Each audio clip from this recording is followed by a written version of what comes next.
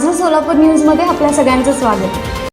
लोकसभा निवडणुकीच्या पार्श्वभूमीवर सोलापूर ग्रामीण पोलिसांनी अवैध हातभट्टी दारू निर्मिती, वाहतूक व विक्रीवर लक्ष ठेवण्यासाठी 5 पथके नेमली आहेत।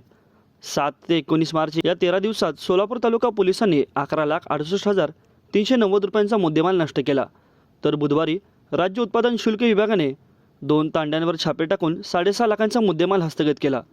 सोलापूर तालुका पोलिसांनी भानुदास तांडा, सेवालाल नगर, बक्षी हिप्परगा, गुळवंची व मुळेगाव तांडा या परिसरातील हातभट्ट्या उद्ध्वस्त केल्या।